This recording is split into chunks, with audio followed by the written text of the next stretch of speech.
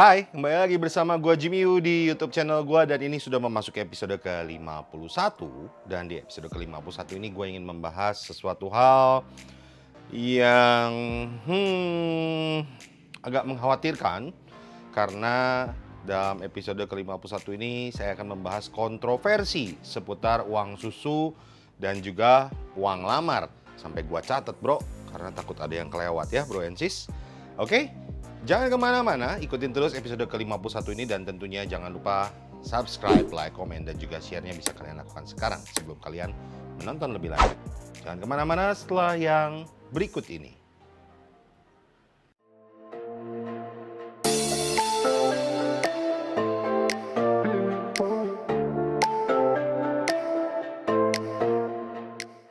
Berbicara mengenai kontroversi uang lamar dan uang susu ini adalah sebetulnya hal yang cukup mengkhawatirkan. Kenapa? Karena banyak orang yang melakukan tradisi sangjit, tradisi wedding, tanpa tahu makna sebenarnya seperti apa.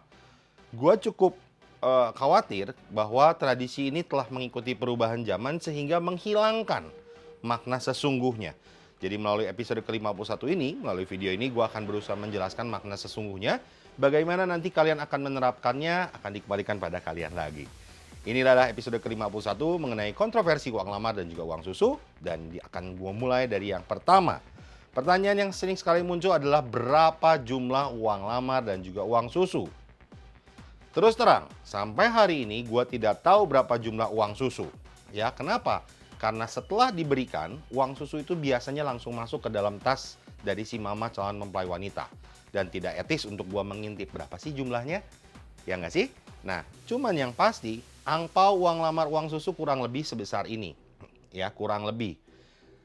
Amplop ini atau angpau ini paling hanya bisa memuat 1 sampai 2 gepok uang. Pecahannya berapa? 2.000, 5.000, 10.000, 20.000, 100.000? I don't know. Dan yang pasti, ataukah itu rupiah atau dolar US, gue juga tidak tahu. Yang pasti amplop ini hanya bisa masuk 1 sampai 2 gepok. Ya, masukin giro, who knows? Betul nggak? Ada yang bilang bahwa uang susu itu harus senilai usia si pengantin perempuan. Jadi kalau misalnya pengantin perempuannya umur 26, maka harus dimasukkan 26 juta. Wow, banyak sekali ya. Nah, yang menjadi masalah adalah di luar sana banyak toko-toko wedding shop, penyedia barang-barang wedding atau barang-barang sangjit, yang memiliki angpau lamar dan angpau susu yang ukurannya jauh lebih besar daripada ini. Walaupun jarang ya, tapi ada. Bahkan sampai ada yang ukuran A4, sebesar kertas kalau kalian ngeprint itu. Ya. Nah, oleh sebab itu uang susu dan uang lamar, uang susu bisa kalian rundingkan, bisa kalian diskusikan dengan pasangan kalian, dengan keluarga pasangan kalian, berapa sih uang susu yang pantas seharusnya kalian berikan. Ya, zaman komunikasi sudah sergala mudah, jangan sampai itu tidak terjadi. Nah, uang lamar, berapa sih jumlah uang lamar? Biasanya, uang lamar itu adalah simbol untuk menunjukkan keseriusan. Sehingga, angka yang diambil biasanya ya, sekali lagi biasanya adalah angka cantik. 9.999.000, 8.888.000, terserah kalian. Banyak yang mengatakan, kok ribet deh. Kalau misalnya pakai 9.999.000 kan harus cari pecahan uangnya repot katanya. Udah deh, saya mau 10 juta aja, boleh nggak? Boleh, silahkan. Ya, hanya saja yang pasti uang lamar itu nantinya akan dikembalikan. Dan bagaimana cara mengembalikannya, nanti akan saya jelaskan di poin selanjutnya. Itu adalah poin yang pertama.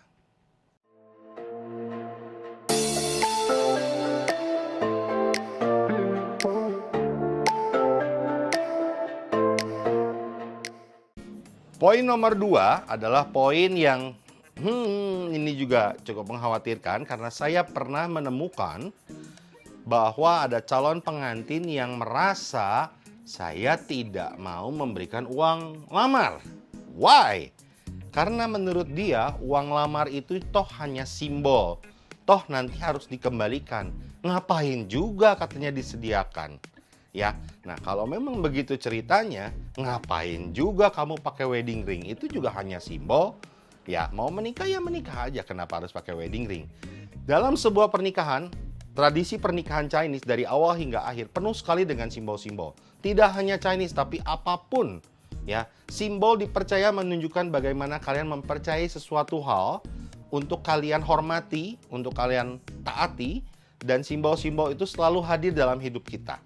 ya. Bukan berarti berhala loh, seperti halnya wedding ring, seperti halnya lagi ketika simbol salib di gereja, seperti halnya lagi simbol-simbol patung di wihara atau di kelenteng, itu adalah sebuah simbol yang bukan berarti kita menyembah berhala, ya. Nah, banyak yang mengatakan, udah deh nggak usah pakai uang lamar, atau mungkin ada yang mengatakan uang pesta atau pengkim atau pincin, ya.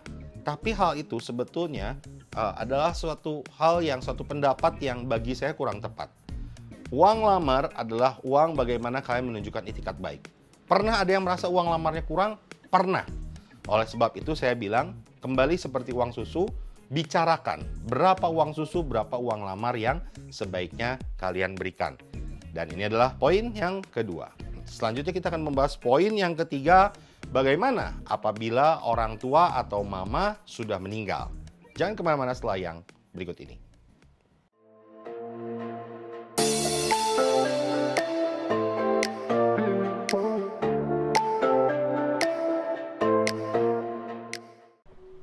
Poin yang ketiga, bagaimana uang susu dan uang lamar diberikan apabila mama sudah meninggal? Nah, mama sudah almarhum. Bagaimana? Kan uang susu harusnya untuk mama menggantikan nilai susu yang telah diberikan sang mama dari kecil sampai akhirnya si anak dewasa. Nah, bagaimana kasusnya dengan mama yang sudah meninggal? Untuk mama yang sudah meninggal, biasanya pada saat sangjit, papa akan didampingi oleh wali dari mama. Apakah itu tante kalian, ii kalian, kuku kalian, siapapun itu, biasanya papa akan didampingi oleh wali. Nah, pada saat pemberian uang susu, wali mama akan membantu menjadi wakil dari mama menerima uang susu tersebut. Hanya saja, uang susu itu biasanya akan diberikan ke papa sebagai orang tua resmi dari kalian, ya. Atau memang setelah mama meninggal, kalian mempunyai sosok mama pengganti. Ya, sosok mama pengganti yang selama ini mengurus kalian dari kecil hingga kalian dewasa. Bisa juga angpau tersebut diberikan kepada wali mama atau pengganti mama tersebut yang memang mengurus kalian sejak kecil. Ya, sekali lagi yang mengurus kalian sejak kecil. Nah, ada lagi pertanyaan, sebenarnya ini sudah termasuk poin yang nomor 4. Bagaimana kalau papa mama sudah meninggal? Pertanyaannya adalah, dengan siapa kamu hidup setelah papa dan mama meninggal atau almarhum? Apakah kamu hidup dengan sanak saudara kamu? Apakah kamu hidup dengan kerabat kamu? Maka uang susu itu bisa menjadi bagian dari mereka walaupun tidak sepenuhnya. Biasanya tidak sepenuhnya. Diskusi lah ya. Biasanya diberikan pada mereka karena mereka juga turut menjaga dan membesarkan kamu dari kamu kecil dan hingga kamu dewasa, dan tentunya setelah papa dan mama meninggal. Nah, saya pernah bertemu kasus seperti ini. Sang anak, papa dan papa sudah meninggal dan mama meninggal pada saat dia SMA, ya. Dan pada saat itu dia sudah dia berasal dari luar kota, dia sekolah di Bandung, dia sudah kos. Dan ketika mama meninggal, dia kos di Bandung diteruskan, dia kuliah di Bandung, dan dia kemudian juga kerja di Bandung. Dan dia sudah jarang pulang ke kampung halaman karena keluarga kandungnya, siblingsnya pun semua sudah pindah ke Bandung. Nah, akhirnya pertanyaan muncul ketika dia akan menikah, ketika dia sangjit. Kepada siapakah uang susu dan uang lamar harus diberikan? Ini menjadi pertanyaan. Akhirnya solusinya adalah uang lamar dan uang susu itu menjadi milik dia sendiri. Karena dia memang benar-benar hidup sendiri, maka uang itu menjadi miliknya sendiri. Ya, itu adalah poin nomor 4. Dan kita akan lanjutkan setelah yang berikut ini untuk poin yang kelima.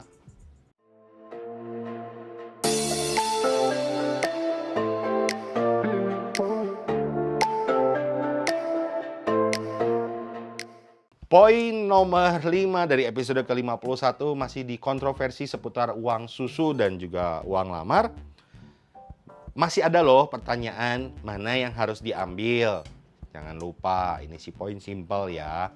uang susu harus diambil untuk menggantikan nilai susu yang telah dikeluarkan oleh mamamu, oleh orang tuamu untuk membesarkan kamu. Uang lamar atau uang pesta atau uang dapur atau pengkim atau pincin itu adalah yang diambil sebagian dan dikembalikan. Jangan terbalik ya. Dan kita akan berlanjut ke poin nomor 6, yaitu pertanyaan sebenarnya masih nyambung, tadi sudah saya sebutkan. Berapa jumlah yang harusnya diambil? Ini juga sudah saya bahas di awal, sudah saya sebutkan di awal.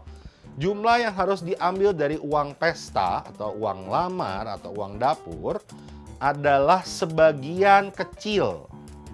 Zaman dulu ada kepercayaan begini, 9.999.000. Kalau kamu mengambil 9 juta alias bagian terbesar, maka dianggap pihak mempelai wanita akan mengadakan pesta atas biaya keluarga perempuan.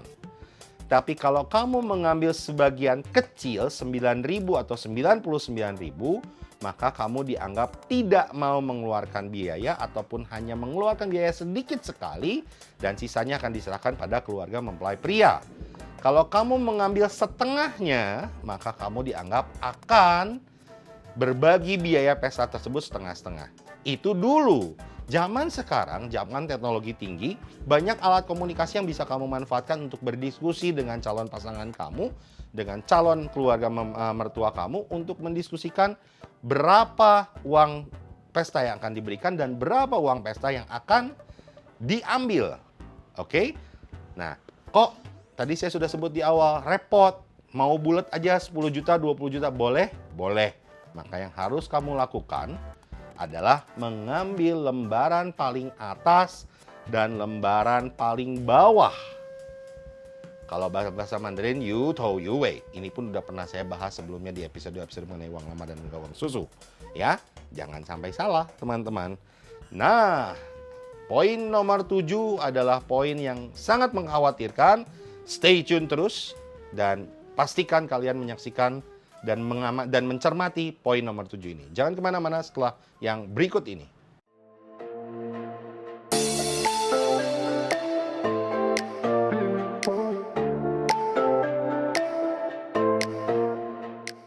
Poin nomor 7. Nah, ini dia poin yang menjadi titik penting dalam episode ke-51 ini. Saya cukup khawatir dengan fenomena yang terjadi pada saat ini mengenai uang lamar dan juga uang susu.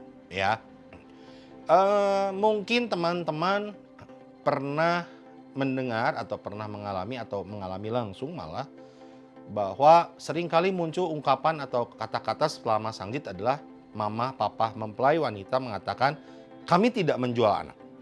Kami tidak menjual anak.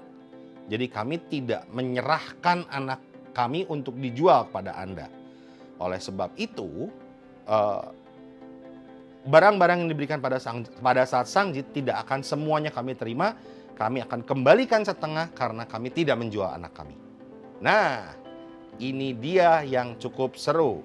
Ya, pertanyaannya adalah, bagaimana kalau terjadi transaksional selama Sangjit berlangsung? Nah, sebelum itu terjadi, gua harus membahas dulu beberapa poin yang sebaiknya kalian pahami. Yang pertama, ini juga sudah pernah gua bahas sebelumnya di kesalahan-kesalahan Sangjit. Di antaranya adalah baki Sangjit yang telah diserahkan oleh calon mempelai pria seharusnya setelah dipajang di area depan dan akan dilakukan penilaian baki, seharusnya penilaian baki itu dilakukan di dalam kamar. Barang-barang tersebut dimasukkan ke dalam kamar, disimpan di atas ranjang. Biarlah ranjang, biasanya ranjang sang pengantin sendiri, biarlah ranjang itu akan menjadi penuh dengan berkat, katanya begitu. Dan penilaian baki, pengambilan isi baki, pembagian isi baki itu harus dilakukan di dalam kamar. Hanya saja di masa sekarang kita melakukan Sangjit di tempat umum, di restoran, di hotel, yang mana belum tentu kita punya kamar atau bahkan di restoran kita tidak punya kamar atau tidak punya ruangan tertutup. Ya, karena tidak semua restoran punya VIP room, betul? Nah, oleh sebab itu terjadilah mulai pergeseran tradisi dengan menilai atau membagi baki dilakukan di area terbuka dan disaksikan oleh banyak orang. Adalah salah pula kalau kalian atau mama papa kalian mengatakan, saya tidak mau ambil uang lamarnya karena saya tidak menjual anak. Uang lamar adalah uang untuk melamar, sementara mama papa tidak mau mengambil uang tersebut. Artinya, betul, lamaran itu ditolak dong, kan mau ngasih uang lamar, tapi tidak mau diambil. Ya, nah, tapi banyak kejadian yang menginginkan ada sebuah adegan yang berbahaya, yaitu seperti gambar di samping. Nah, gambar ini, atau saya perbesar ya.